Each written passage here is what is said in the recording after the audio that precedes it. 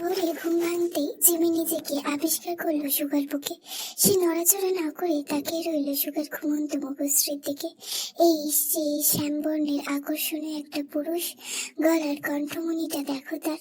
দেখলেই আবেগে শরীর শিহরিত হয়ে ওঠে। মাথায় এলোমেলো ঝাঁকড়া চুলগুলো কপালের সামনে পড়ে আছে। এই যে বাদামি রাঙা চোখের পাপড়িগুলো আছে না, ওইগুলো কত ঘন।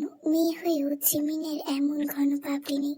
লোকটা সিগারেট খায়, তবুও ঠোঁটে গাল চেটে দাগ নেই। কিছু মাখেই নাকি, শরীর এত চকচক। মাঝে মাঝে জিমিনের মনে হয় একটা কোনো মানুষ না, বরং আস্ত একটা চকলেট আইসক্রিম। খোদা, এই পুরুষ জাতিকে এত আকর্ষণ তৈরি করেছে কি করে? অথচ দুনিয়ায় নারীর সৌন্দর্যে মুগ্ধ হয়। আচ্ছা, কবি নারীর সৌন্দর্য নিয়ে লেখার আগে পুরুষ জাতিকে দেখেনি, হয়তো অন্ধ কবি দেখেনি।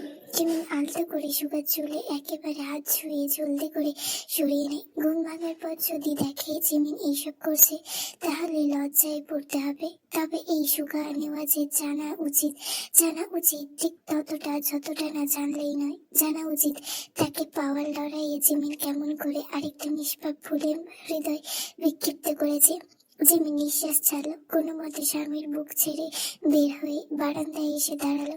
রাতে বোধহয় বৃষ্টি হয়েছে। বান্দরবনের এই পাহাড়ের চূড়ায় গা ঘেঁষে দাঁড়িয়ে থাকা বাড়িটি থেকে প্রকৃতির কি সুন্দর লাগছে। জিমিন ক্ষুধা পেয়েছে, কি খাবে বুঝতে পারছে না। তার থেকেও বড় কথা, বিয়ে তো তার হলো, কিন্তু সে যে রান্না করতে পারে না।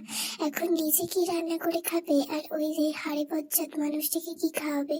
আচ্ছা, সমস্যা কোথায়? বিয়ে কি জিমিন তাকে করেছে নাকি? করেছে তো সে নিজে। এখন ঠেলা বুঝো। জিমিন বারান্দা থেকে উল্টো পাশে ফিরতেই দেখলো সুগা ঠিক তার পেছন বরাবর দাঁড়িয়ে আছে।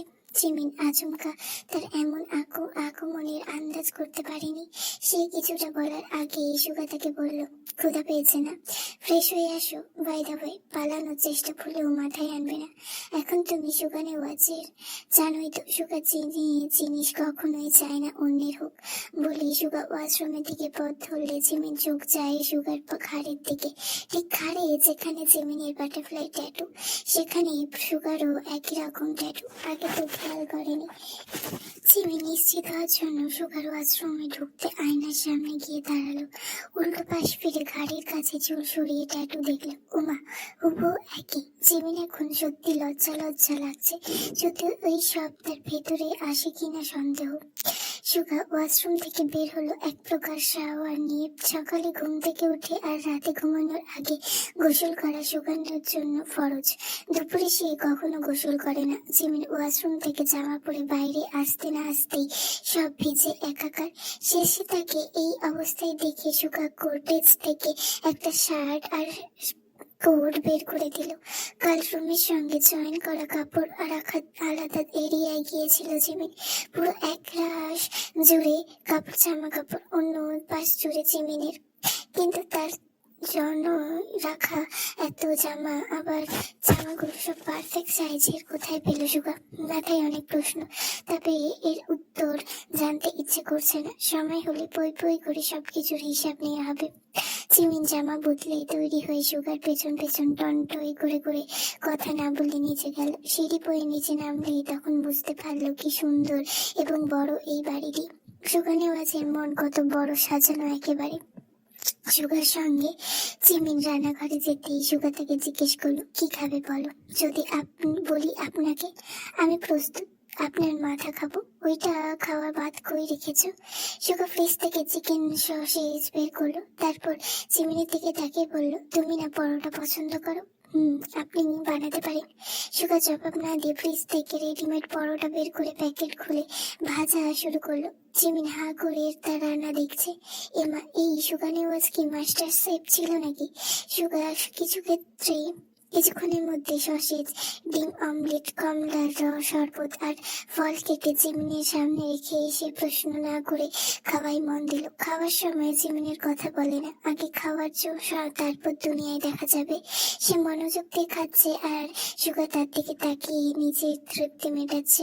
একটা মানুষ খেতে গেল এত শান্তি লাগে। জিমিন সুগা মুখে একটা স্ট্রবেরি দিয়ে হঠাৎ বলল, আজকে বাইরে যাব। তারপর তারপর আর কি, তুমিও যাচ্ছ আমার সঙ্গে। আপনি ভুলে যাচ্ছেন আমি এখনো রেগে আছি। শত হলো আপনি আমার কিডন্যাপার। কিডন্যাপার বলো না, বলো তোমার শরীর স্পর্শ করার একমাত্র উত্তরসূরি আমার ইয়ে। কই দেখি কোন ইয়ে। চিনি ফেন্সি কেটে খাওয়ায় মন দিল। এই লোক হুসাইয়ের সঙ্গে এখন তর্ক করলে তর্কের ইজ্জত খাওয়া যাবে। খাওয়া শেষে জিমিন এইদিক সেদিক ঘুরে ফিরে দেখে হাড়ে পর্যাত সুগা ভাইয়া ল্যাপটপ নিয়ে দোতলায় চলে যায়। জিমিন দরজার সামনে দাঁড়িয়ে কিছুক্ষণ এদিক সেদিক ঘোরাঘুরি করে দরজা খোলায় যাবে নাকি বাইরে।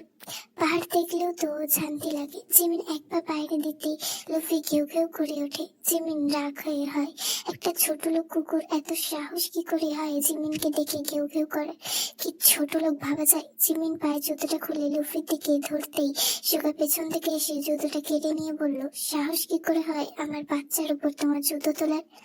তো কুত্তার বাবা, আপনার কুত্তা আমায় এমন ইভটিজিং করছে কেন?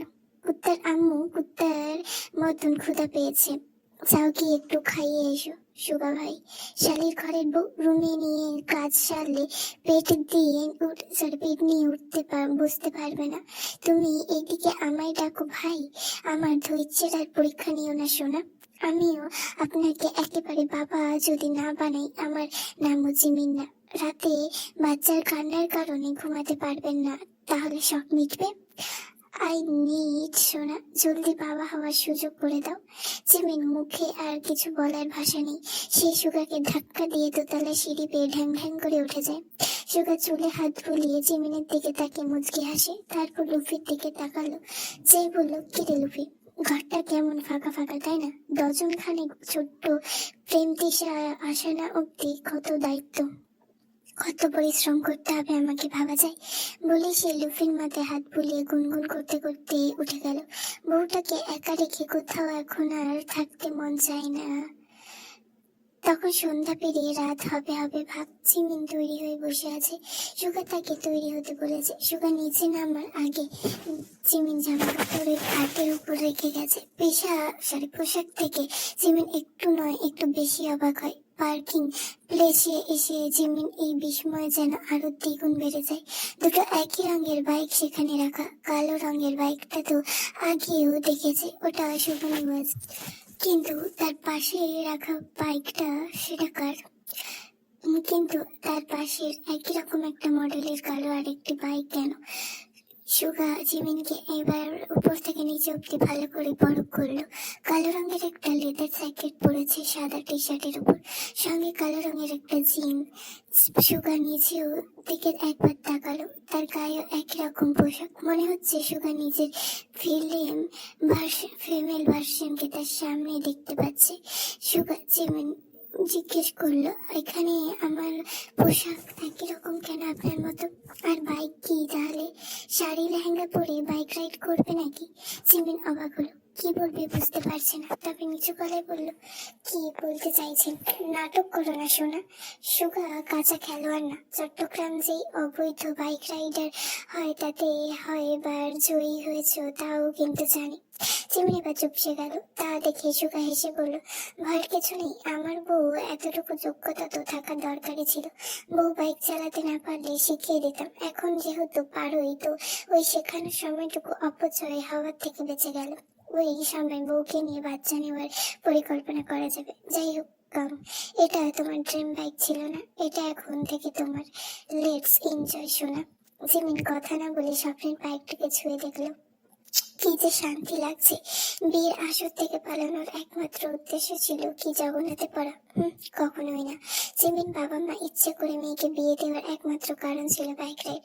একে তো মেয়ে মানুষ, তার উপর ওইসব রাইডিং করা, তাও রাতে বিকতে অবৈধ রাইডিং। জিমিন বাইকটা তার বাবা বিক্রি করে ফেলে কেবল এই কারণে। মেয়ের পড়ালেখা নিয়ে তার সমস্যা ছিল না, ছিল ওই বাইক রাইড নিয়ে। ওইসবে যারা জড়িত ছিল সবাই নেশা করে ও অন্য কোনো রকমের কাজ করতো। যারা জুনিয়র তাদেরকে ব্যবহার করে সিনিয়র রাইডাররা অবৈধ কাজগুলো করিয়ে নেয়। জিমিন তখন ওই সবে যোগদান করেছে। শুরুতে পরপর কয়েকবার ম্যাচ জিতেছে, সবার মাঝে অনেক জনপ্রিয় হয়ে যায়। তবে উপরে উঠলে মানুষকে নিচে নামানোর মতন লোকের অভাব নেই। জিমিনের হাতে যেদিন প্রথম অস্ত্র ধরিয়ে দেওয়া হয় সেই দিন তরিকুল কাজীর কাছে বিষয়টি হাতে নাতে ধরা খায়। তারপরে বিয়ে পাকা করেন যুবরাজের সঙ্গে। এমনিতে অনেক দিন ধরেই যুবরাজ জিমিনের জন্য প্রস্তাব পাঠাচ্ছিল, তরিকুল রাজি হয়নি। শেষে মেয়ের কাণ্ড দেখে আর চুপ থাকতে পারেনি, তাই তিনি বিয়ে দিতে রাজি হয়। পুরান ঢাকার সবচেয়ে অবৈধ বড় রাইড হয়। জিমিন অনেকদিন ধরে যেতে চেয়েছিল, শেষে তার এই রেসের জন্য বিয়ের আসর ছেড়ে এখানে পালিয়ে আসা। তবে এইসব বিষয় জিমিন কাউকে বলেনি, যেহেতু তৈমুর ব্যবহার করে জিমিনকে বিয়ে করছে। সুখা তার মানে বাবা মায়ের সঙ্গে কোনো না কোনো কথা হয়েছে, সবকিছু মন মিলিয়ে হয় তারাই বলেছে। জিমিন দ্বিধা নিয়ে সুখার দিকে তাকায়। সুখা তখন সরাসরি বলল, চলো হয়ে যাক সোনা একটা বাইক রেস। জিমিন চোখ কুচকে ঠোঁট বাঁকিয়ে বলল, চ্যালেঞ্জ করছেন, ভয় নেই? সুখা ভয় হবে? সুগা জিমিনের কথা শুনে হো হো করে হেসে উঠল, কারণ চট্টগ্রাম বাইক রেস তো ছোটখাটো বিষয়। সুগা বিদেশের মাটিতেও ওই রেস করে জিতে এসেছে। সুগা গম্ভীর ভঙ্গিতে বলল, চ্যালেঞ্জ মনে হচ্ছে, তাহলে তাই ধরে নাও। তবে হারলে কি হবে? জিমিন দ্বিধাহীন কণ্ঠে জবাব দিল, আপনি যা বলবেন তাই। সুগা চোখ টিপে বলল, ওকে ফাইন, আমার বাচ্চার মা হওয়ার জন্য প্রস্তুত হও সোনা। জিমিন রেগে গিয়ে হাত ঝাঁকিয়ে বলল, জেগে জেগে স্বপ্ন দেখা বন্ধ করুন। সুগা আত্মবিশ্বাসী ভঙ্গিতে জবাব দিল, হার তোমার নিশ্চিত। মনোমানসিকতা আজকের জন্য তৈরি রাখো। আর হ্যাঁ, ওই কালো রঙের নাইটিটা পরবে কিন্তু একেবারে কড়া লাগবে বলে দিচ্ছি। জিমিন হেলমেটটা পরে সুগা তার দিকে চাবি নিক্ষেপ করলো। সে চাবিটা ধরে বাইকে সে উঠে বসে স্টার্ট করে সুগাকে উদ্দেশ্য করে বলল, হারার জন্য তৈরি হয়ে যান।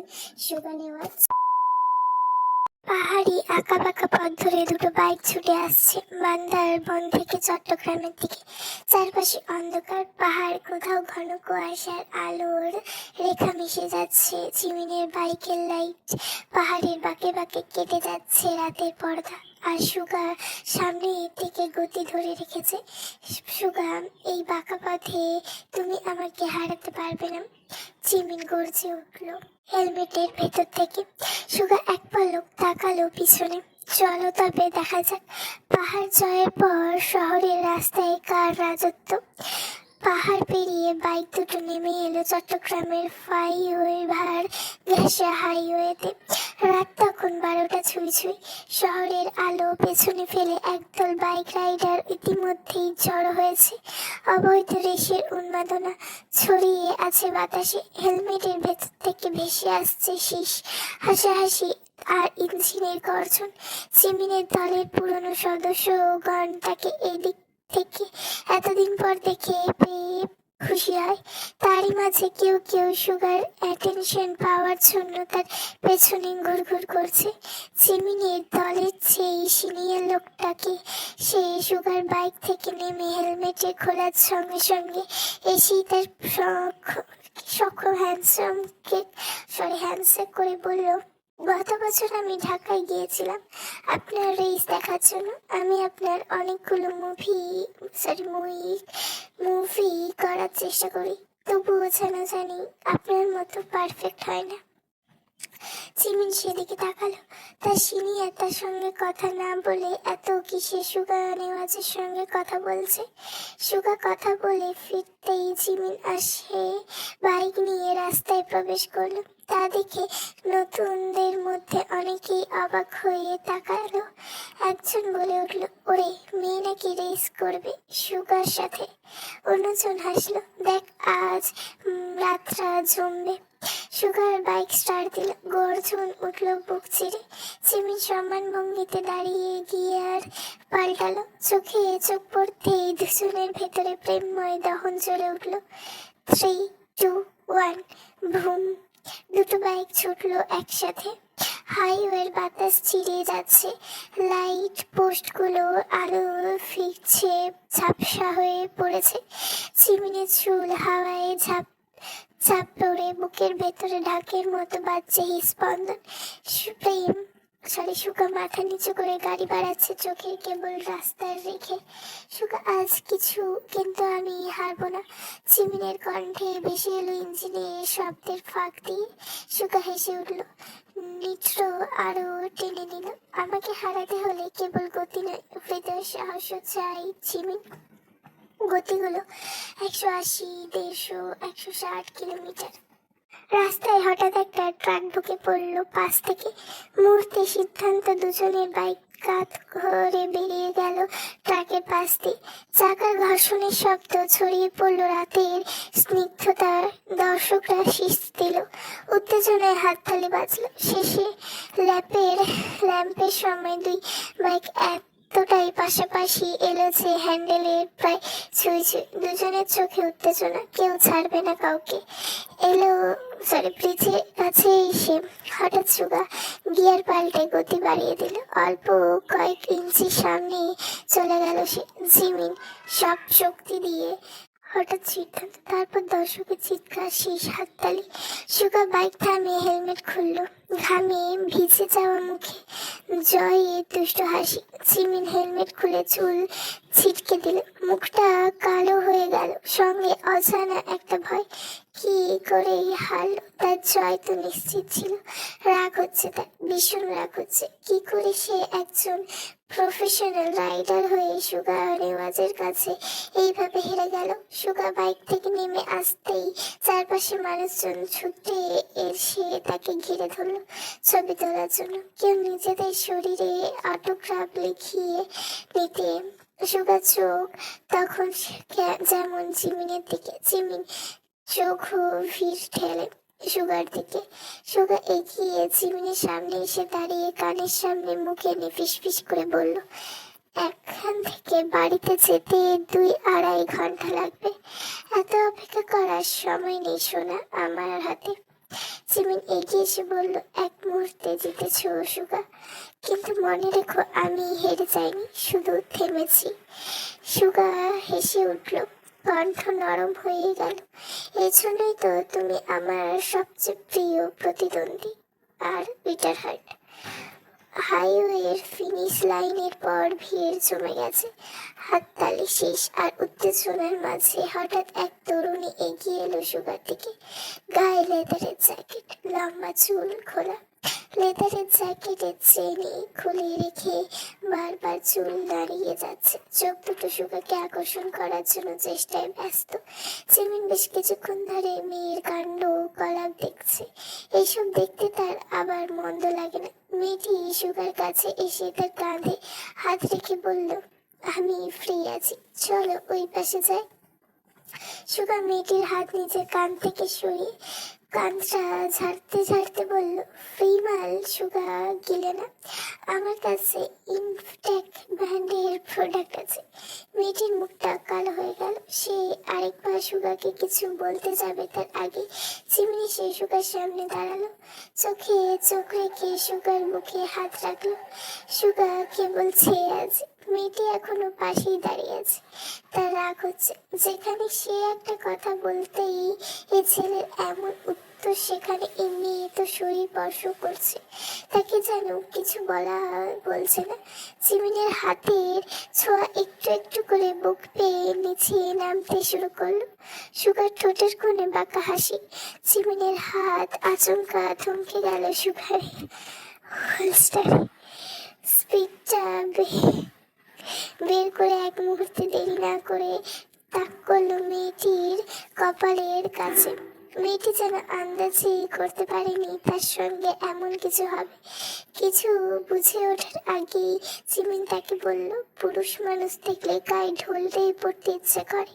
3 সেকেন্ডের মধ্যে রাস্তা না ধরলে তোমার জায়গা মতো ওই পিস্তল ভরে দেবো শালীর লাফাঙ্গা কোথাকার। মেয়েটি ভয়ে চলে গেলে সুগা জিমিনের দিকে তাকিয়ে হাসলো, বলল, উফ, এখনই চিল্লাস? যাই হোক বউ, তোমার সময়, যাকে মন চায় পিস্তল ভরে দিতে পারো, আপত্তি নেই। আমি তো রেসে জিতেছি, পরের বার তোমার পালা। জিমিন জবাব দিল না। কেবল এখান থেকে কেটে পড়লে বাজে। একটু হেরেছে বলে বারবার খোঁচা দিতে হবে নাকি? পরের বার একেবারে মজা বুঝিয়ে দেবে। ঠিক তখনই ভিড়ের ভেতর থেকে কয়েকজন নেশাগ্রস্ত বাইকার গন্ডগোল শুরু করলো। হাতে বোতল, কারোর হাতে ছুরি। তারা হই হল্লোড় করে অন্য গ্যাংয়ের লোকের সঙ্গে মারামারি শুরু করে দিল। ঝামেলা পরিস্থিতি মুহূর্তেই উত্তপ্ত হয়ে উঠল। চারপাশে বিশৃঙ্খলা ছড়িয়ে পড়ল। তখনই রাতে নিস্তব্ধতা ছিঁড়ে ভেসে এলো পুলিশের সাইরেন। পুলিশ পুলিশ চলে আসছে, কেউ চিৎকার করে উঠল। এক মুহূর্তে চারপাশে স্থির হয়ে উঠল। রাইডাররা সস্ত ভঙ্গিতে হয়ে পালাতে শুরু করলো। সুগা দ্রুত বাইকে উঠে চিৎকার করলো, জিমিন ওঠো, এখন নয় তো আর কখনো নয়। জিমিন এক মুহূর্তে সময় নষ্ট না করে তার বাইকে চেপে বসলো। গিয়ার ঘোরাতে ইঞ্জিন গর্জে উঠলো। পাহাড়ের দিকে অন্ধকার ফাঁকা রাস্তায় দুটো বাইক ছুটে গেল বজ্র গতিতে। চারপাশে কেবল বাতাসের হুইসেল, কানে বাজতে থাকা পুলিশের সাইরেন, আর পেছনে ঝাপসা হয়ে যাওয়া আলো। জিমিন হেলমেটের ভেতর দিয়ে চেঁচিয়ে উঠল, বৃষ্টি নামবে বোধ হয়। সুগা গতি বাড়িয়ে পাশ ফিরে হেসে বলল, তাহলে তো প্রফেশন আরো নতুন ভাবে ঘটিতেও হবে। আচ্ছা, যদি এখন আমি আপনাকে ছেড়ে এখান থেকে চলে যাই, পারবে না? আমি তোমার সবচেয়ে বিপজ্জনক আসক্তি জিমিন। এই নেশা ছাড়লে মৃত্যু নিশ্চিত তোমার। রাত তখন 4টা। পাহাড়ি আকাশ হঠাৎ ভেঙে মেঘে ঢেকে গেছে। টুকটাক বৃষ্টি ঝরে পড়ছে। রাস্তার আলোয় চিকচিক করছে ভেজা পিচ। সুগা বাইকের গতি কমিয়ে বান্দারবনের এক রিসোর্টের সামনে থামলো। চারপাশে নিস্তব্ধতা, শুধু বৃষ্টির শব্দ আর দূরে জঙ্গলে ঝিঝির ডাক। জিমিন হেলমেট খুলতেই ভিজে চুল কপালের উপর লেপ্টে এলো। বৃষ্টির ফোঁটা গড়িয়ে পড়ছে গলা বয়ে। সে কাঁপা কণ্ঠে বলল, সুগা, থেমে গেলে কেন? সুগা জবাব দিল না। রিসোর্টের ভেতরে ঢুকে চাবি নিয়ে সরাসরি রুমে প্রবেশ করলো। জিমিন ভেজা শরীরে উসখুস লাগছে। জিমিন সুগা বিষয়টা লক্ষ্য করে বলল, জামা কাপড় খুলে ওইখানে মেলে দাও, কাজ শেষ হতে হতে ওইসব শুকিয়ে যাবে। মানে কিসের কাজ? সুগা তার দিকে তাকিয়ে মৃদু হেসে তাকালো। বৃষ্টির ধোয়াটে পর্দার মধ্যে তারে দুজনের হঠাৎ থেমে গেল। সুগা ধীরে ধীরে জিমিনের হাতটা ধরল, আঙুলের ফাঁকে আঙুল গেঁথে দিল। জিমিন প্রথমে কিছু বলল না, শুধু বুক ওঠানামা করতে লাগলো দ্রুত। চারপাশে কুয়াশা, মাটির গন্ধ, ভেজা বাতাস। সুগা তার কানে ঝুঁকে ফিস ফিস করে বলল, তুমি জানো, এই পৃথিবীর সব রেস আমি হেরে যেতে রাজি, যদি তুমি আমার পাশে থাকো। তবে জিতে গিয়ে যদি তোমার সঙ্গ পাওয়া যায়, তবে আমি বারবার তোমাকে হারিয়ে জিততে প্রস্তুত। জিমিনের চোখ ভিজে উঠল। ভেজা চোখ সামান্য কাঁপছিল। সে নিচু গলায় জবাব দিল, কি করছেন আপনি? আমি বাড়ি যাব। বৃষ্টি আরো জোরে নামতে শুরু করলো। রিসোর্টের বারান্দার ছাদে ফোঁটা পড়ার শব্দে যেন তাদের নিঃশ্বাসের সাথে মিশে গেল। সুগা ধীরে ধীরে জিমিনের মুখটা নিজের হাত দিয়ে সরিয়ে নিল চুল থেকে। তারপর অপেক্ষা না করে ঠোঁটে ঠোঁট ছুঁয়ে দিল। জিমিন কিছু বলতে গিয়েও বলার সুযোগ পেল না। সুগার থেকে মুক্তি পাওয়ার জন্য আকুপাকু করলো। তবে সুগা যেন আরো শক্ত করে স্পর্শ করলো তাকে। এত সব কষ্ট করে জিতলেও ট্রফি ছাড়া ফেরার অভ্যাস নেই সুগা নেওয়াজের।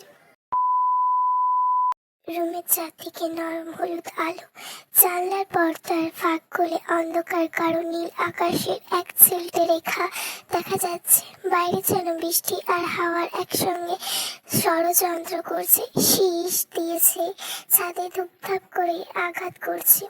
একটানা মেঘের গর্জন আর বজ্রের শব্দে মনে হয় চারিদিকের পাহাড়গুলো নিঃশ্বাস আটকে আসছে। বাতাসে কাঁচা মাটির গন্ধ, ভেজা ঘাসের তাজা গন্ধ মিশে আছে। হালকা ঠান্ডা হাওয়া এসে পর্দা উড়িয়ে দিচ্ছে। ভেতরে উষ্ণ উষ্ণতার সঙ্গে মিশে তৈরি করেছিস নিস্তব্ধতা। বিছানার চাদরও সামান্য ভিজে আছে চিমিনির শরীরের ভেজা ছোঁয়ায়।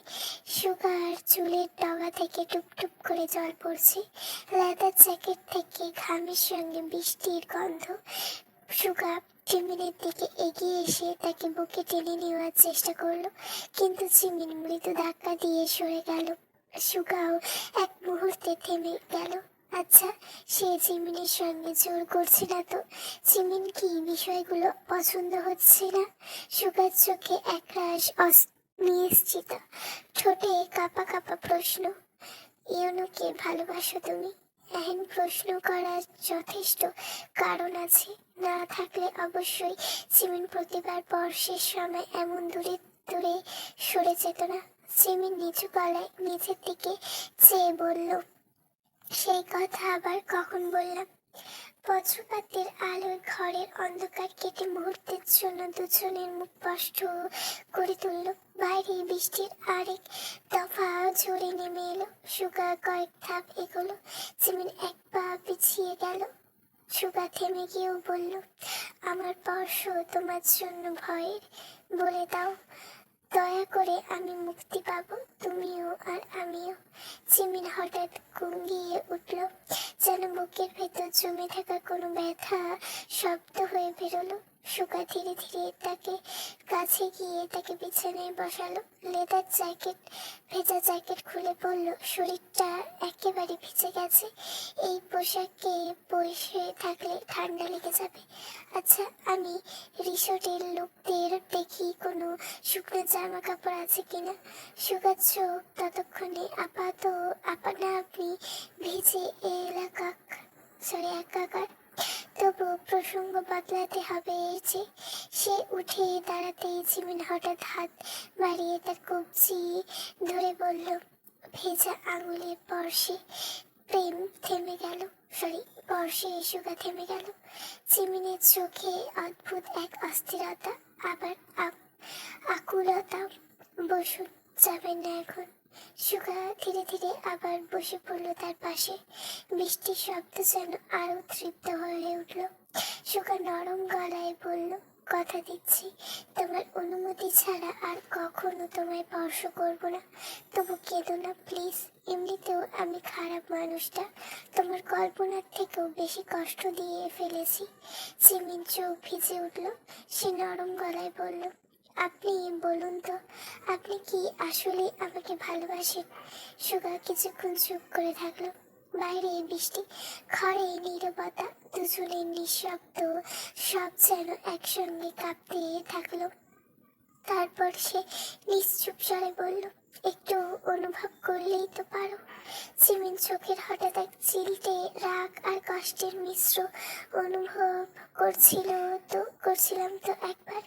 বিনিময়ে আমায় নরকে ফেলে আপনি হারিয়ে গেলেন। সুগার মুখে একরাশ ক্লান্ত হাসি। আমার কেউ হারাতে চায় না, আমাদের হারিয়ে যেতে পরিস্থিতি নিয়তি। চিমিনির শব্দে জানলার বাইরে তাকিয়ে থাকে। ভেজা পাহাড়ের বুক থেকে ধোয়ার মতো কুয়াশা উঠেছে। দুজনের মাঝে ঝুলে থাকে অদৃশ্য এক প্রশ্ন, এবার কি সত্যি তারা একে অপরকে খুঁজে পাবে, নাকি নিয়তি আবার তাদের আলাদা করে দেবে? চিমিনের বুক ওঠানামা করছে দ্রুত, যেন শ্বাস নিতে কষ্ট হচ্ছে। জানলার কাছ বেয়ে জল গড়িয়ে পড়েছে, প্রতিটি ফোঁটা যেন তার বুকের ভেতরের অশ্রুর প্রতিধ্বনি।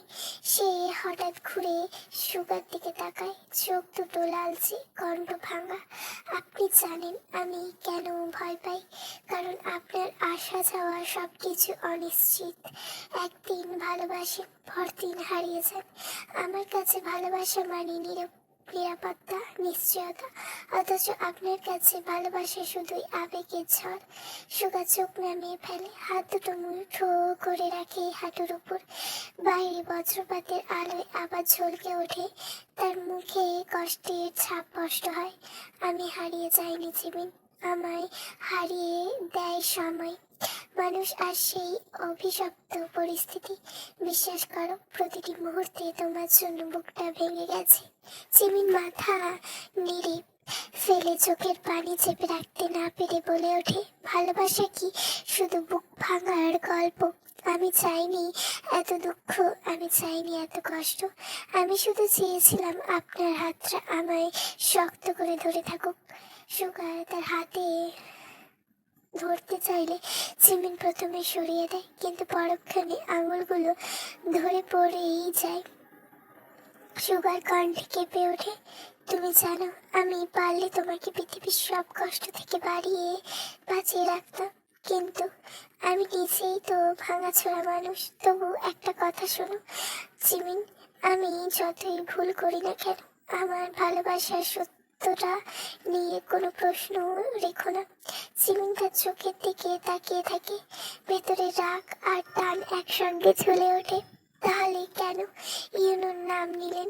কেন বারবার আমার বিশ্বাস টোল ধরাতে চান? সুগার ঠোঁট শক্ত হয়ে ওঠে, কারণ আমি হিংসে করি। তোমাকে অন্য কারোর ছায়াতেও কল্পনা করতে পারি না। আমি চাই তুমি শুধু আমার হও। আমি তোমায় ভালোবাসি। এর মানে কি জানো? কি জগতে সকল পুরুষ তোমার জন্য নিষিদ্ধ, হারাম। ঘরটা নীরব হয়ে যায়, শুধু বৃষ্টির শব্দ আর দুজনের নিঃশ্বাস মিললে মিশে চলতে থাকে। জিমিনের চোখে আবারও জল গড়ায়, কিন্তু এবার তা একেবারে ভিন্ন রকম। মিশে আছে অভিমান, আবার অস্বীকার করতে না পারা ভালোবাসা। সে ধীরে ধীরে বলে, সুগা, আপনি যদি আমার ভেতরের ভয়টুকু মুছে দিতে পারেন, তবে হয়তো আমি আবার বিশ্বাস করতে পারবো। সুগা তার মুখে ভিজে চুল সরিয়ে দেয়, নিঃশব্দে ফিস ফিস করে বলে, তাহলে আমাকে সময় দাও, আমি প্রমাণ করব। এইবার আর কোনো ঝড় তোমাকে আমার কাছ থেকে কেড়ে নিতে পারবে না। জানলার বাইরে ভোরের আলো ফুটতে শুরু করছে, কিন্তু ভেতরের এই দুজনের রাত এখনো শেষ হয়নি। বাইরে বৃষ্টির শব্দ ধীরে ধীরে কমে এসেছে, পাহাড়ের বুক থেকে কুয়াশা গড়িয়ে পড়ছে নিচে। আকাশে ফিকে আলোর ফোটার ইঙ্গিত, রাতের কালো রঙে মিশে গেছে ভোরের হালকা সোনালি আভা। রুমের ভেতর যেন এক অদ্ভুত শান্তি নেমে এসেছে, কিন্তু সেই শান্তির নিচে জমাট বেঁধে আছে অজস্র না বলা কথা। জিমিন বিছানায় বসে আছে, আর ভেজা জামা কাপড় এখনো গায়ে, দৃষ্টিতে আরেক রকম নরমতা। সুগা ধীরে ধীরে তার কাছে এগিয়ে আসে, নিঃশব্দে মেঝের উপর হাঁটু ভাঁজ ফেলে বসে পড়ে। তার চোখ সরাসরি জিমিনের চোখে আটকে যায়। তুমি ভয় পেও না জিমিন, আমি যদি আবারও তোমাকে হাত ছাড়ি, তবে সেটাই হবে আমার জীবনের শেষ ভুল। জিমিন থমকে তাকায় তার দিকে, ঠোঁট কাঁপে কিন্তু কথা বেরোয় না। চোখে জমে থাকা জল গড়িয়ে গালে পড়ে যায়। আমি জানি না আপনাকে আমার বিশ্বাস করা ঠিক হবে কিনা, কিন্তু আমার ভেতরে সব রাগ, সব ভয় পেরিয়ে আমি আপনাকে ছাড়া কিছু ভাবতে পারি না।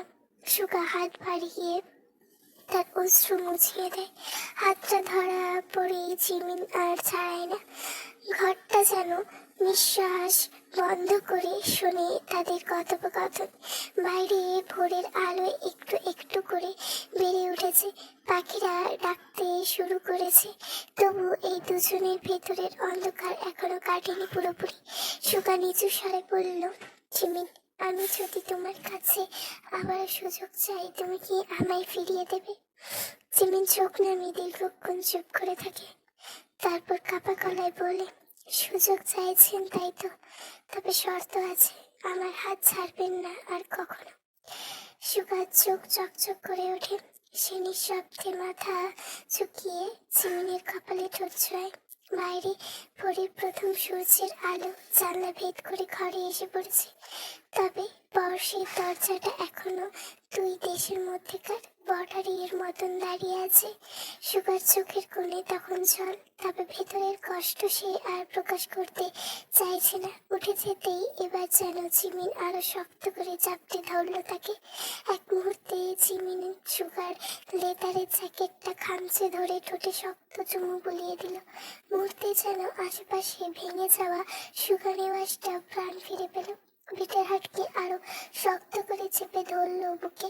শরীরের ভেজা পোশাকগুলো শরীরে লেপ্টে থাকার দায়বদ্ধতাগুলো একে একে শেষ হতে লাগলো। জিমিন দেহের প্রতিটি ভাঁজে ভাঁজে লুকিয়ে রাখা রহস্যের জট খোলার তাড়নায় মরিয়া হলো সুগানেওয়াজ। হাতে প্রতিটি পর্শে খুলতে থাকলো এক একটি গল্পের পেছনকার রহস্য। দুজনের নিঃশ্বাস ভারী হলো ঠিক সেই রাতের আধারের মতন। দুটো হৃদয়ের মিলন থেমে যাওয়া বৃষ্টির বাড়িতে তুলে তাদের অভিমানের পাল্লাকে ভালোবাসার উষ্ণ আদরে ঢেকে দিল। ভোরের প্রথম রোদ জানালার কাছে যে জমে থাকা বৃষ্টির ফোঁটার ভেতর দিয়ে এসে ঘরে ছড়িয়ে পড়ল। আলোটা কোমল তবুও ঝিমিনের মুখে পড়ে তাকে আরো তৃপ্তি করে তুলল। ঝিমিন যখন ঘুম ভাঙল তখন সে নিজেকে আবিষ্কার করলো সুগার নগ্ন বুকের মাঝে। দুজন একেবারে ঝোরাঝুরি করে একে অপরের মাঝে হারিয়েছিল। ঘুমটা ভাঙতেই সুগা তার ঠোঁটে চুমু বুলিয়ে দিল। ঝিমিন নিজের দিকে তাকালো। এবার তার এই অবস্থা কেন? ছি ছি, কি লজ্জার বিষয়। জিমিন লজ্জায় চাদরে নিজের মুখ লুকাতে গেলে সুগা চাদরটা সরিয়ে দিয়ে বলল, একটু দেখতে দাও পাখি, একটু তোমার মন ভরে দেখতে চাই। ইস, আপনি সুবিধার লোক না, দূরে যাবেন নাকি বলুন? দূরে যেতে বললে আরো কাছে চলে আসবো, তখন নিঃশ্বাসটাও কিন্তু ঠিক করে নিতে পারবে না। বলেই সুগা জিমিনের ঘাড়ে ভালোবাসার গভীর চিহ্ন এঁকে দিয়ে বলল, কাছে আসো সোনা, এত ছটফট কেন করছো? এখন তো শুরু কেবল, এখনই এসব করলে চলবে নাকি? বলেই সে জিমিনকে কাছে টেনে নিজের অধিকার খাটিয়ে আরেক দাপা ভালোবাসা মাখা প্রতিটি আদরে রাঙিয়ে দিল তাকে। কিছুক্ষণ বাদে সুগা বিছানা ছেড়ে উঠে জিমিনের সামনে দাঁড়াতেই জিমিন বলল, ইস, এভাবে দাঁড়িয়ে আছেন কেন? যান গিয়ে ফ্রেশ হন, নোংরামি খালি। সোনা, এমন প্রাকৃতিক দৃশ্য প্রকৃতির মাঝে গেলেও পাবে না। লাখ টাকার প্রাকৃতিক সম্পদ দেখাচ্ছি দেখে চোখে জ্যোতি বাড়াও। লজ্জার মাথা খেয়েছেন? ওটা খেয়ে পেট ভরেনি, আবার খাবার হিসেবে তুমি যদি নিজেকে সাফ করো তাহলে খেয়ে দেখতে পারি পেট ভরে কিনা। যদিও মেয়ে তোমার মুখের মতোই, তুমি একটা তেতো চিরতা, টেস্টলেস হবেই বোধ হয়। ওইটাই তো চেটে চেটে খান। সুগা প্রসঙ্গ বদলে জিজ্ঞেস করলো, তুমি গোসল করবে না? শুনেছি গত শীতে তুমি নাকি মাসে একবার গোসল করতে। জিমিন কিংকর্তব্য বিমূঢ়। এইসব ভুয়া খবর সুগা পাই কই থেকে? মানে একটু একটু সত্য, তবে বাকি সবই ভুয়া। নিখাত মা বলেছে নানুর বাড়ি, দাদুর বাড়ি, এলাকায় কোথাও বাদ নেই এইসব ছড়ানোর। ওই মহৎ নারীকে নিয়ে জিমিন কোথায় যে যাবে? জিমিন ভাবতে ভাবতে চোখে আবার ঘুম চলে এলো। সারাটা রাত একটু ঘুমাতে পারেনি সে। বালিশে মুখ গুজতেই সুগা তাকে এক টানে শোয়া থেকে উঠিয়ে কথা না পারিয়ে সোজা ওয়াশরুমে নিয়ে যায় তাকে। জিমিন হাত পা ছড়াছড়ি করতেই সুগা ধমকে তাকে আরো শক্ত করে চেপে চুমু দিল ঠোঁটে। পরক্ষণে বলল, দফায় দফায় আরেকবার হবে নাকি? মানে না, মানে কিছু না, চলো অতি আবশ্যক কাজটা সেরেই আসি। না সুগা ভাই, এত সকালে ঠান্ডা জল দিয়ে গোসল আমি ভুলেও করতে পারবো না। ভুলে করা লাগবে না, সব কানে করলেই চলে যাবে। জিমিন নিজেকে ছাড়ানোর জন্য সুগার হাতে কামড় দেয়। সুগা তবুও তা সহ্য করে নেয়। তবে তৎক্ষণাৎ সুগা হুমকি দিয়ে জিমিনকে বলল, আমি তোমার এমন জায়গায় দাগ বসাবো না সোনা, মানুষকে বলতে পারবে না বলেও যে। সে ওয়াশরুমে গিয়ে দরজা লাগিয়ে দেয়। আয়নার সামনে দাঁড়িয়ে চুলগুলো ভালো করে হেয়ার ড্রায়ার দিয়ে শুকাতে ব্যস্ত জিমিন। সুগা কিছুক্ষণ তাকিয়ে থাকলো তার দিকে, তারপর ধীরে ধীরে তার ভেজা চুলে মুখ ডুবিয়ে চোখটা বন্ধ করে বলল, এই মেয়ের চুলের এই মাথাল করা গন্ধটা তাকে পাগল করে দেবে। দিনকে দিন এটা ভয়ানক নেশায় বদলে যাচ্ছে। চুল থেকে পানি গড়িয়ে জিমিনের গালে পড়তে সুগা নিজের আঙুলে মুছিয়ে নিল।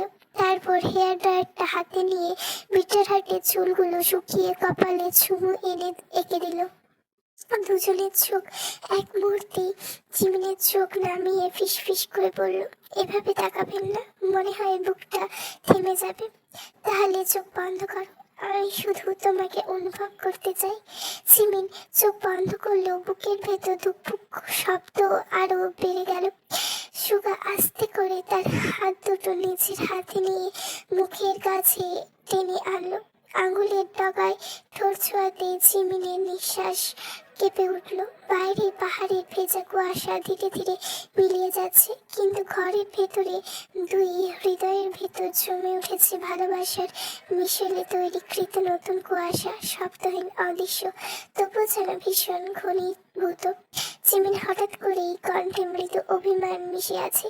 আপনি কি সবসময় এভাবে আমায় জড়াতে চান, নাকি সত্যি ভয় হয় হারানোর?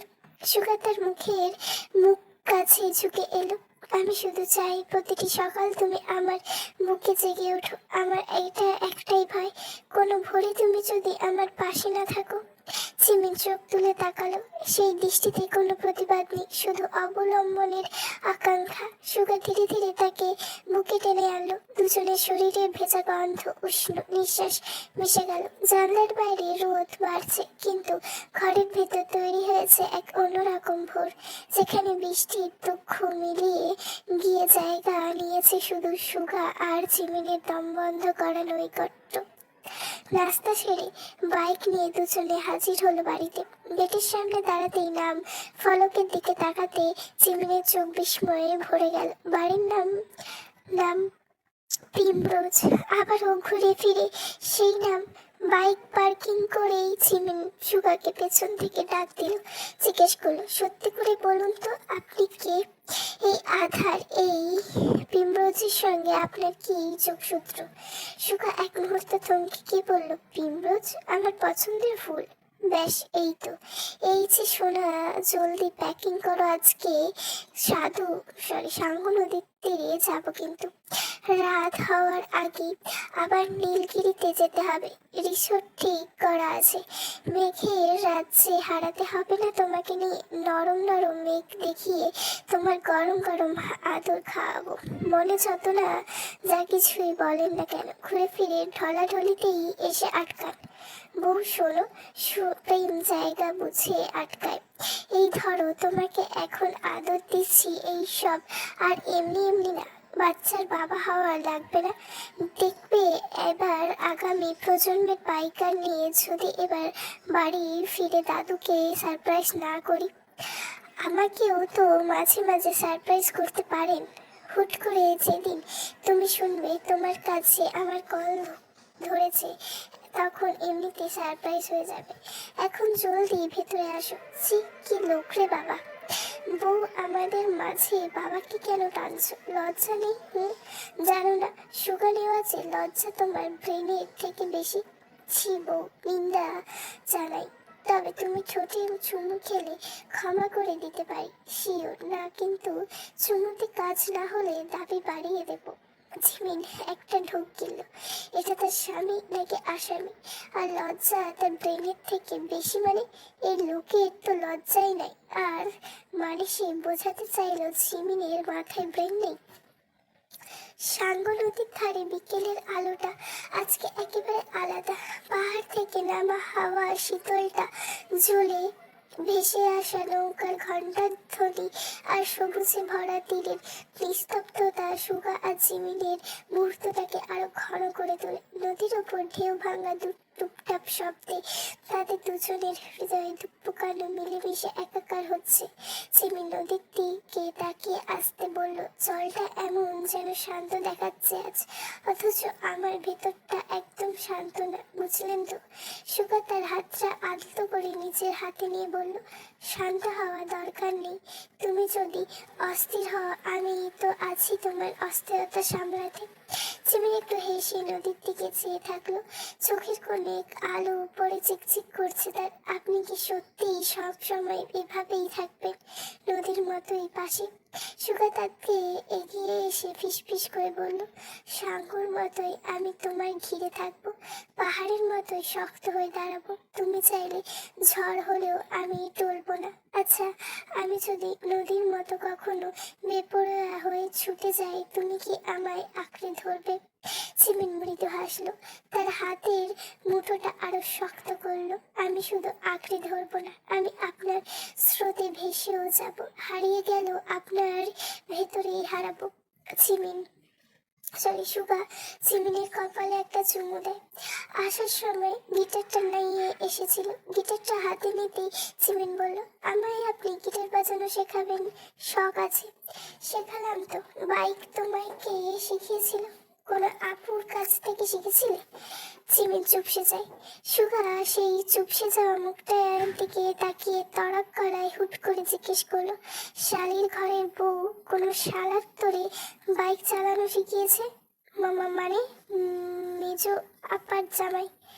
তোর মেজো আপা আবার শাশুড়ি কবে পয়দা করলো? মানে চাচাতো বোন। যাই, একবার শ্বশুর বাড়ি তোমার পেয়ারের দুলা ভাইয়ের ইয়ে কেটে তাকে লুলা ভাই বানিয়ে দেব। আপনি হাত পা কেটে দিবেন কেন? অন্য কিছু কাটার দরকার ছিল নাকি? সুগা আবার ইনটেক জিনিসে হাত দেয় অ্যান্টিক জিনিসে হাত দেয়। কাটা জিনিস কেটে সময় নষ্ট করে লাভ আছে? তাহলে আমার বোধ হয় কপালটাই খারাপ। কেন রে বিটারহাট, তোমার জামাই আরো 3টে বিয়ে করেছে নাকি? আরে দেখ, ওইসব ভাবে কেন? জামাই 3টে বিয়ে করার আগে তার মাথায় ঠাট্টা পড়ুক। নাউজুবিল্লাহ। জিমিন মুখ বাঁকা করে বলল, আমি ইনটেক্ট পেলাম না গো সুগা ভাই। কাটা ছেঁড়া মাল কপালে জুটলো। চাঙ্কু ভাইয়ের ফুটো জাঙ্গের মতো ফুটো কপাল হয়ে গেল। সুগা একটা ঢোক গিলে বলল, তার কথা ধরে তাকেই খোঁজা মারা? শালির ঘরের বউ দেখি হেব্বি ডেঞ্জারাস। বিকেলে তখন আরো সুন্দর। তবে কি সে প্যাচ প্যাচে একটা গরম পড়েছে আজ। সুগা একটু আগে গিটার নিয়ে একবার রেখে দিয়েছিল, এইবার আর রাখলো না। জিমিনকে কোলের মাঝে বসাতে জিমিন পুনরায় জিজ্ঞেস করলো, কই বললেন না তো আপনি আসলে কে? সুগা রহস্যময় হেসে গান ধরলো, অনুরাগের বর্ষ জুড়ে তুমি কি করে বলো ভালো থাকি আমি? একেবারে ছুঁয়ে দেখো আমায়, আধারের গান আমি, আধারে খুঁজে ফিরি তোমায়।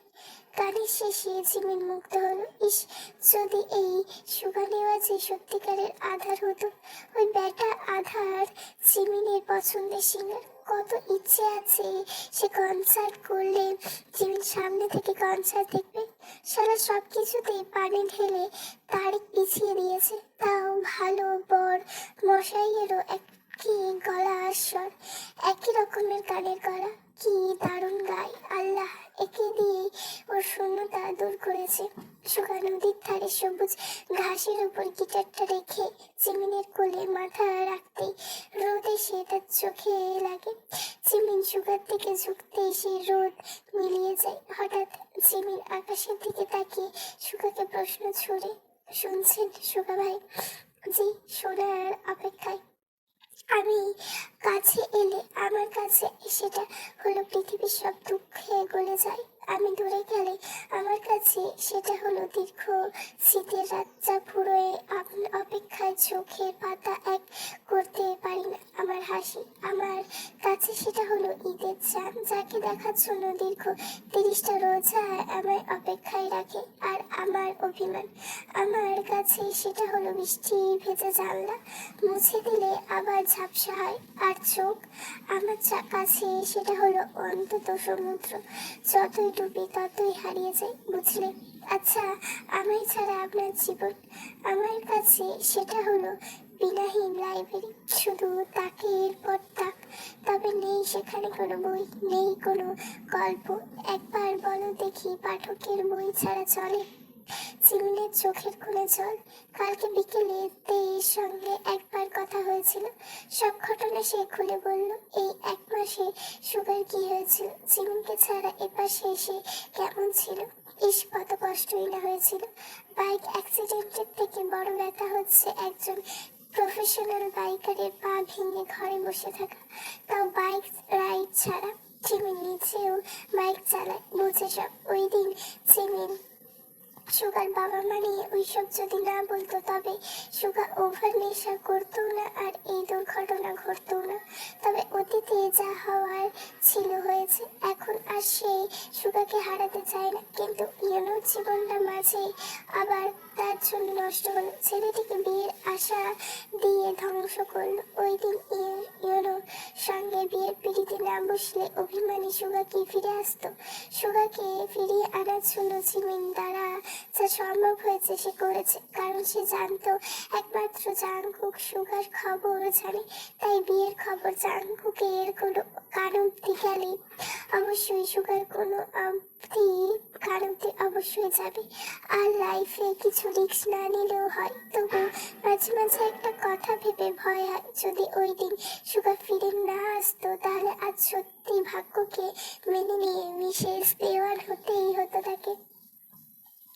নদীর চারপাশে পাহাড়ি সবুজে সূর্যের শেষে আলো মেখে আছে তার গায়ে। নদীর ঢেউগুলো সোনালি ঝিলিক তুলেছে। নদীর গায়ে মেয়েরা ঝুঁকে ঝুঁকে হাড়ি পাড়ে দিয়ে ধুচ্ছে আর আবারও কাপড় কাচ্ছে ব্যস্ততা। তারা গান গাইতে গাইতে কাজ করছে। পাহাড়ি টান মেশানো সেই গান নদীর হাওয়ার সঙ্গে মিলেমিশে চারিদিকে ছড়িয়ে যাচ্ছে। এই ফাঁকে সুগা হেসে জিমিনের দিকে তাকিয়ে বলল, এই জলটা আমায় ডেকেছে রে জিমিন, একটু নামি না? জিমিন প্রথমে দ্বিধা করলো, কিন্তু সুগার সেই ছেলে মানুষই হাসি দেখে না করতে পারল না। ঠিক আছে, তবে সাবধানে। সুগা গায়ের থেকে শার্ট খুলতে চামকুকরা মেয়েগুলো চামকা ভাষায় তার দিকে তাকিয়ে হেসে হেসে যেন ফিসফিস করে কি বলতে লাগলো। বেশ কিছুক্ষণ ধরে সুগাকে নিয়ে তাদের ফুসফাস চলছিল। জিমিন প্রথমে পাত্তা দেয়নি। তার স্বামীর দিকে নজর দেওয়া, শালার মেয়ের বাচ্চার কি কন্যা রাশি নাকি? মেয়ে মানুষ তাকে দেখলেই ঢিলে হয়ে যায়। সুগা পানিতে নামতে যাবে তার আগে জিমিনের বুকের ভেতর হঠাৎ এক অনুভব শিশিরে অনুভূত বয়ে গেল, অস্বাভাবিক খানিকটা রাগও। সে একটু জোরে ডেকে বলল, সুগা নামা লাগবে না, এদিকে আসুন বলছি, জলদি। সুগা চমকে তাকাল। নদীর ঢেউয়ে ভেসে আসা জিমিনের কণ্ঠে কেমন এক অদ্ভুত তাড়না ছিল। কি হলো? আমি তো শুধু। জিমিন এবার দৃঢ় স্বরে বলল, আমি কি বললাম শুনতে পাননি? কথা কানে না ঢুকলে বলুন, আমি ঢোকাতে জানি। আস্তাগফিরুল্লাহ, ওইসব তো পুরুষ মানুষের কাজ। মেয়ে মানুষ এমনিতেও কথা কানে শুনতে পায় না, তখন পুরুষ মানুষেরাই চেঁচিয়ে তাদের কানে কথা ঢুকায়। তাই বলছি ওইসব মেয়ে মানুষের কাজ না বউ। সুগা আর কিছু না বলে জিমিনের দিকে এগিয়ে এলো। জিমিন দ্রুত তার হাতে শার্টটা ধরিয়ে দিল। ওই মেয়েগুলোকে দেখে আপনি ইচ্ছে করে খালি গায়ে পানিতে নামতে চাইছেন তাই না? সুগা তখনও মেয়েদের দিকে তাকায়নি। জিমিন কথা ধরে মেয়েগুলোর দিকে তাকাতেই, আরে ওইসব চিকচাকানের প্রতি আমার কোনো ফিলিংস নেই। আমি না তাড়াতেই তোরা গালের যাচ্ছ আর তাকে মুচকি হাসি দিলে খোদা জানে কি হবে। দেখো বউ, গলে যাওয়া জিনিস সুগা গিলে না। আমার জন্য কোনো নারী কোনো দরকার নেই। আমি বলতে তুমি আছো তো, তাতেই সুগা নেওয়া যে চলবে না, বরং দৌড়াবে। সুগা জিমিনের হাত ধরে গিটার নিয়ে বাইকে উঠে পড়লো। বাইক ছাড়তে জিমিনকে মেয়েগুলোকে পেছন ফিরে মিডিল ফিঙ্গার থেকে বলল, আর কোনোদিন চাংচুকের বাচ্চাদের মতো তোরা আমার সুগার দিকে নজর দিলে তোদের চোখগুলো ছুঁড়ে মার্বেল খেলবো আমি। সালি বাদ ক্লাস চুলকানির মালম। সুগা হেলমেটের নিচ থেকে হাসলো। পেছন থেকে জিমিনের হাত টেনে বুকের কাছে এনে বলল, ধরো শক্ত করে, আরো কাছে এগিয়ে বসো, নাহলে সোনা চালানোর মতো ফিলিংস আসে না। নীলকে বুক ছেড়ে ওঠা পাহাড়গুলোর পাশে দাঁড়িয়ে রিসোর্টটি রাতের আধার নামতে জায়গাটা যেন অন্য এক জগতে ঢুকে যায়। চারিদিকে নিচু, শুধু দূরে ঝর্ণার শোধ্বনি আর মাঝে মাঝে শো শো করে বেয়ে আসে পাহাড়ি হাওয়ার শব্দ। রিসোর্টের বারান্দা থেকে তাকালে চোখে পড়ে পাহাড়ের ঢাল বেয়ে নেমে আসে কুয়াশা। আজ আকাশে তারার অগন্তিক মেলা। অন্ধকার জোনাকি জ্বলে উঠেছে আভা ছড়িয়ে, চারপাশে গাছপালা রাতের আলো আধারে দাঁড়িয়ে আছে নীরব প্রণয়িনীর মতন। কাঠের তৈরি কটেজগুলো নরম আলোর হলুদাভর লণ্ঠনে ঝলমল করছে। ভেতর থেকে ভেসে আসছে উষ্ণতায় আবহ। দূরে পাহাড়ের গা ঘেঁষে দাঁড়িয়ে থাকা এই রিসোর্ট থেকে নেমে ভয় পুরো পৃথিবী থমকে গেছে। শুধু নিস্তব্ধতা আর প্রকৃতিক গোপন গঞ্জন বাজছে কোনো কানে। রাত বাড়তে থাকলে এই পাহাড়ি হাওয়া আরো শীতল হয়, শরীরে কাঁপন ধরায়, অথচ সেই কাঁপনই মন শান্ত করার মতন এক ধরনের প্রশান্তি নিয়ে আসে। রাত গাঢ় হচ্ছে এখন, সেই সঙ্গে রিসোর্টের চারপাশে নীরবতা চাদর আরো ঘন হয়েছে। মাঝে মাঝে দূরের পাহাড়ি পথ ধরে হেলিকপ্টারের ক্ষীণ আলো ভেসে আসছে, আবার মিলিয়ে যায় আঁকাবাঁকা আধারে। সেই ক্ষণিক আলোর পাহাড়ের ছায়াগুলো আরো রহস্যময় হয়ে উঠেছে। নীলগিরির বুক চিরে ওঠা পাহাড়ের সামনে দাঁড়িয়ে আছে সুগা এবং জিমিন। ঠিক কিছুক্ষণ আগেই তে আর জাঙ্কুক এসে পৌঁছেছে। এই দুজনকে পাওয়া যায় না সহজে। সারাদিন তারা কোথায় কোথায় ঘুরে বেড়ায় কেউ জানে না। আসার পরেই সুগা জাঙ্কুককে সঙ্গে করে অন্যদিকে চলে গেছে। শিমুলকে ফেলে রেখে গেছে জিমিনের কাছে। তুই বান্ধবী পাশাপাশি বসে আকাশের কালো গামছার মতো চাঁদের ভরা তারাদের দেখতে ব্যস্ত। হঠাৎ তে ফিসফিস করে বলে, তোর কত ভাগ্য, সব বাসায় সবাই তোর আশুকা ভাইকে মেনে নেবে। জিমিন মৃদু হেসে মাথা নাড়ায়, গলায় অনিশ্চয়তা। তোকে কি বললো? ফাউল কথা। আমাকে আমার পরিবার জীবনেও বাড়িতে জায়গা দেবে না। তবে তোর পরিবারের কথা বলতে পারছি না। আচ্ছা, আসল ঘটনা কি বলতো? পালিয়ে চলে এলি কেন? বাসায় বলতেই তো পারতি জাঙ্কুককে ভালোবাসিস। আমি না হয় কাউকে পছন্দ করতাম না, বিধায় পালানোর সময় কিছু বলে আসতে পারিনি। তোকে তো বলেছি বাইক রাইড আমার জন্য কত গুরুত্বপূর্ণ, পাশাপাশি জগন্নাথের পড়াও। আমাকে আমার ভাগ্য এখানে টেনে এনেছে, এখন এটাই আমার ঠিকানা হয়ে গেছে। আসলে আমি বোধহয় কখনো ইউনো দেওয়ানকে চাইনি, সবসময় এই হাড়ে বজ্জা হাইব্রিড করলা সুগা ভাইকেই চেয়েছি। নয়তো শেষে ঘুরে ফিরে তার প্রেম কেন পড়লাম। যাক, বাবা যা করেছে ভালোই হয়েছে।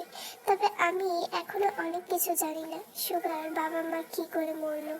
লোকটা কি আগেও এমন শক্ত মনে ছিল, নাকি পরিস্থিতি তাকে এত কঠোর হতে বাধ্য করেছে? আচ্ছা বাদ দে, তোর কথা বল। তে চোখ ঝলমল করে উঠল। আমার বলার মতন কোনো কথা নেই, কেবল আমি জানি জাঙ্কুক আমাকে কতটা ভালোবাসে। জোরপূর্বক বুড়ো লোকের সঙ্গে বিয়ের হাত থেকে সে বাঁচিয়েছে আমায়, আর তার জন্য বাড়িতে হওয়া আমার অপর মানসিক নির্যাতনের হাত থেকে আমি আজ রেহাই পেয়েছি। তো তোর না চিত্রা নামক কার সঙ্গে খুব ভালো সম্পর্ক, কথা বলিস না এখন? জিমিন মৃদু কুচকে মুখ করলো। কথা কি আর বলবো, বললেই তার ওই হ্যান্ডসাম স্বামীটা বলে আমি নাকি ছোট লোক। সামনাসামনি একদিন পাইক ব্যাটারে, তখন বোঝাই এই জিমিন কি জিনিস। সে হেসে উঠলো। তুই বোঝানোর আগেই যেন সে আবার না বুঝিয়ে দেয়। আচ্ছা নামটা জানি কি তার? জিমিন এক পল থেকে জবাব দিল, ফরাজ এলাহি। বলতে না বলতে হঠাৎ ফোনে একটা ভিডিও কল এলো। কলটা দেখে জিমিনের মুখে খুশির সীমা রইল না। সে রিসিভ করে বলল, আরে চিত্রা, কি খবর তোমার? আমায় তো ভুলে গেছো। চিত্রা হেসে বলল, আসলে তেমন কিছু না, সংসার সন্তান স্বামী নিয়ে আজকাল একটু ব্যস্ত সময় কাটছে। তোমার কি অবস্থা? জিমিন দীর্ঘশ্বাস ফেলে বলল, সব খুলে বলল। শুনে চিত্রা মুচকি হাসলো। আমার অবস্থা এক এক করে সবকিছু চিত্রাকে খুলে বলতেই চিত্রা মুচকি হাসি দিল, বলল, তাও তো ভালো। সুগাকে তুমি আগে থেকে পছন্দ করতে, সুখেই আছো। আমার সঙ্গে যখন ফারাজের বিয়ে হলো, হায় আল্লাহ, ওই সব কিছু দিন কি করে যে কাটিয়েছিলাম। তবে এখন আল্লাহর কাছে লাখ লাখ শুক্রিয়া, কারণ এই সব খারাপ দিক না দেখলে আজকে ভালো দিকগুলো দেখতে পেতাম না। স্বামী হিসেবে ফারাজ এলাহি আমার কাছে শ্রেষ্ঠ। ও, তোমার গল্প তো তুমি আগেও বলেছিলে, যত শুনি তত মুগ্ধ হই। চিত্রা হাসলো। তোমার গল্প কম কোথায়, স্বামী স্ত্রী দুজনেই রাইডার। আর তুমি, তুমি তো ইস, ওইসব গল্প গোপন থাক বলেই মুচকি হাসলো চিত্রা। চেহারায় লাবণ্য দিককে দিয়ে বেড়েই চলছে। সাধে কি তাকে তার স্বামী চান আগুন সুন্দরী বলে ডাকে? জিমিন কথা বললে রাখলো। চিত্রা জানিয়েছে ফারাজের কক্সবাজারে কি একটা দরকারি কাজ আছে, এই সপ্তাহের মধ্যে বাংলাদেশে আসবে। বউ ছাড়া ওই লোক কোথাও যায় না। অবশ্যই ইতালি থেকে গোটা পরিবার সহ আসবে, ভালোই হবে। এখন এখান থেকে কক্সবাজার যেতে কি এমন সময় লাগবে, দেখা করতেই পারবে। কেমন যেন একটা ভালো লাগা কাজ করছে। এই সুযোগে ফারাজেলের সঙ্গে সুগা নেওয়াজের একটা পরিচয় পর্ব হয়ে যাবে। জিমিন উঠে দাঁড়াতেই পেছন থেকে সুগা তার কোমর জড়িয়ে ধরলো। সেই হাত সরাসরি পৌঁছে গেল টি শার্ট ভেদ করে উষ্ণ কোমরের ভেতরে, ভাজে।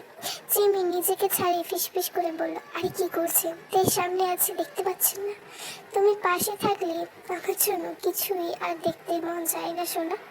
উফ, চুপ করেন তো।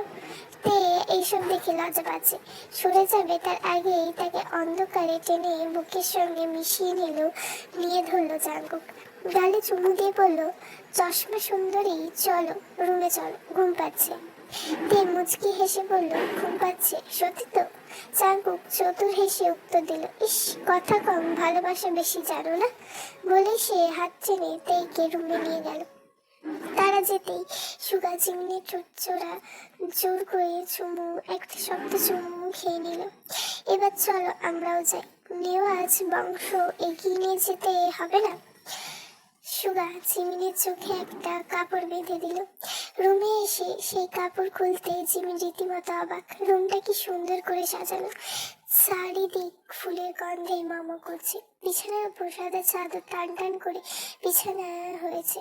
বিছানার চারপাশে সাদা পর্দা, ক্যানোপি স্টাইল টানানো। ছাদের ঠিক মাঝ বরাবর ফুল দিয়ে তৈরি করা মোটা একটি আর্চ সাঁটানো রয়েছে। ফুলগুলোতে লাল, হলুদ, গোলাপি, সাদা রঙের মিশ্রণ। ফুলের মালা থেকে ঝুলে আছে কাচের লণ্ঠনের মতন ছোট ছোট ঝাড়বাতি। ভেতরে মোমবাতি, হলুদ আলো ঝুলছে। এগুলো এমন নরম সোনালি আলো পুরো ঘরটিকে ময়ময় আবেগে ঢেকে দিয়েছে। ঘরের প্রতি কোণে সুগন্ধি মোমবাতি আলো জ্বলছে এবং ফুলের সাজে জায়গাটা আরো আকর্ষণীয় হয়ে উঠেছে। পাশের একটি আরামকে দাঁড়ায়, তাও মাধুরী মিশ্রিয়ে সাজিয়ে তোলা। জিমিন অবাক আবার হয়ে সুগার দিকে তাকাতেই সুগা তাকে বলল, ওই যে জামা রাখা আছে, তৈরি হয়ে আসো, আমি অপেক্ষায় আছি। জিমিন কিছু বলতে যাবে, তার আগে সুগা পুনরায় বলল, আজ আর কোনো কথা নয় সোনা, যাও। জিমিন কথা না বলে কাপড়ের ব্যাগটা তুলে নিল। অতিপর পোশাক বদলে আসতেই দেখলো বড় আয়নার সামনে দাঁড়িয়ে আছে সুগা নেওয়াজ। আলো অন্ধকারে খেলা তার অবয়বটাকে আরো রহস্যময় করে তুলল। গায়ে সাদা ফুল হাতা শার্ট, বুকের ওপর নিখুঁত মানিয়ে নেওয়া কালো ওয়েস্টকোট, গলায় আট শার্ট, কালো টাই। অতীব ভদ্রলোক সুলভ সাজ, তবে অনেক অন্য দিনগুলোর থেকে আজকে অন্যরকম লাগছে। বলতে গেলে চোখ ফেরানো যায় এই পুরুষকে অতি ভদ্র সাজে যে এতটা সুন্দর লাগতে পারে তা ভাবনার বাইরে ছিল। তার লম্বা সোজা গরম প্রস্তুত কান আর ছিপছিপে শরীর তাকে আরো আকর্ষণীয় করে তুলেছে। বাম কবজিতে ঝকমকে ঘড়ির আভিজাত্য, ডান হাতে ধরা একটি লাল গোলাপ।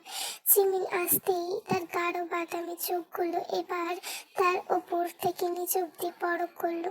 রাতের গভীরতার মতন এক কৃষ্ণাঙ্গিত গাও বক্ষ দেহের মধুর রেখা ধরে নেমে এসেছে সুচারু সুইটহার্ট নেকলাইন। গাউনের মৃদু কালো কাপড়টি তার লাবণ্যময় দেহর বেয়ে নেমে এসে এক পাশ দিয়ে উঠেছে সাহসী চেয়া, যা পদযুগলের ঈষৎ ঝলক দেখে রহস্যময় আমন্ত্রণ জানাচ্ছে। চিমিনির শরীর গঠন যেন তৎশীলতা ভাস্কর্য, প্রতিটি ভাঁজে অপূর্ব ছন্দ। কোমর থেকে বক্ররেখা নেমে এসেছে এক সময়তে, যা নজর কাড়ে। সুদীর্ঘ ঢেউ খেলানো কেশরাশি তার পিঠের ওপর দিয়ে ছড়িয়ে আছে, যেন কালো ঝর্ণাটাই মুখমণ্ডল। প্রেমিকের পরশে আবৃত হলেও তার উজ্জ্বল ত্বক এবং সংযত দেহভঙ্গি সৌন্দর্য প্রকাশ করেছে। জিমিনের পরনে কালো গাউন, তার শরীরের প্রতিটি বাক স্পষ্ট। সুগা ঢোক গিলল তার কণ্ঠমণির উপর নিচ হতেই, সে যেন আর থমকে থাকতে পারল না। জিমিন অন্য হাতে উঁচু উঁচু হিল জুতো। সে সুগার দিকে তাকিয়ে জুতার দিকে ইশারা করতেই সুগা বাঁকা হেসে তার কাছে টেনে তার চুলে মুখ গুজে নিল। নিঃশ্বাস তার বদ্ধ হয়ে আসছে, এই চুলের গন্ধে তাকে মাতাল করে দেবে। উফ, কন্ট্রোল। তবে সুগা নেওয়াজের সঙ্গে কন্ট্রোল শব্দটা যায় না। সুগা তার ঘাড়ে মুখ ডুবিয়ে দিল, তার সুদীর্ঘ চুল পিঠের ওপর আলতোভাবে ছড়িয়ে দিল। প্রেমের বাহুটা জিমিনকে নিপৃঢ়ভাবে জড়িয়ে ধরেছে। সুগার ডান হাতটি আলতো করে জিমিনের মুখ ছুঁয়ে আছে। জিমিন চোখ দুটি বন্ধ। সে সুগার পরশে যেন সমস্ত ক্লান্তি ভুলে নিজেকে সমর্পণ করছে।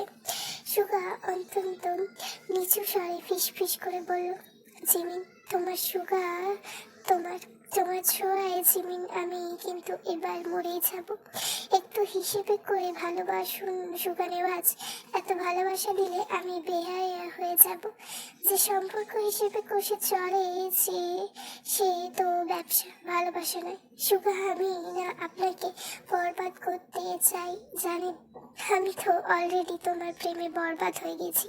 জিমিন মুচকি হাসলো, নিজেকে ছাড়িয়ে জুতোর দিকে ইশারা করতে সুগা জিমিনের দিকে তাকালো। জিমিন তাকে ধাক্কা দিয়ে বিছানায় ফেলে কপাল থেকে আঙ্গুল নিচে নামাতে বুকের ওপর এসে থামলো। বুকে একটা চুমু দিয়ে জুতো বাড়িয়ে দিতে সুগা চেয়ার থেকে জিমিনকে সেখানে বসিয়ে চেয়ারটা একেবারে টেনে নিয়ে নিজের কাছে নিয়ে আসে। জিমিন তার উরুর ওপর পা রাখতেই সুগা সেই পায়ে চুমু দিতে জুতো পরিয়ে দেয়। অন্তঃপর ফিতা লাগানোর সময় সুগার স্পর্শ যেন বাড়ে। জিমিনকে নিজের কাছে টেনে আসার আগে দরজায় ঠক ঠক শব্দ হয়। জিমিন ছিটকে দূরে সরে যায়। একটা লাল চেরি মুখে নিয়ে সুগার দিকে তাকাতেই বলল, এইবারের মতো ছাড়লাম, কিন্তু একটু পর শোনা তোমার এমন বাতাস দেব, বাতাসের ঠেলায় চোখে জল চলে আসবে। সুগা চলে যেতে জিমিনের দরজা লাগিয়ে দেয়। ড্রয়ার থেকে জলদি একটা পুতুল বের করলো, একটা পুরুষ পুতুল। পুতুলের মাথায় চুলগুলো সোনালি রঙের। জিমিন সেই চুলের দিকে তাকিয়ে রইল কিছুক্ষণ, তারপর বলল, ওহ, এই পুতুলকে কালো রঙের চুলেই ভালো মানাবে। তো পুতুল সোনা, তোমার নতুন চুল চাই বলে জিমিন হাসলো। অন্তঃপর সুগার ফোনটা টেবিলের উপর থেকে হাতে নিয়ে স্ক্রিনের দিকে তাকালো। সুগার ছবিটির দিকে তাকিয়ে গুনগুন করে গান ধরলো, প্রেম আমার, ও প্রেম আমার। যদি ভালো লেগে থাকে তাহলে like, comment, share and subscribe. যদি কোনো ভুল ত্রুটি হয় ক্ষমাসুন্দর দৃষ্টিতে দেখবেন, আর ভুল হলে সেটা আমাকে একটু ধরিয়ে দেওয়ার চেষ্টা করবেন। আর like, comment, share and subscribe please. তোমাদের এইটুকুনি ভালোবাসাই আমার দরকার।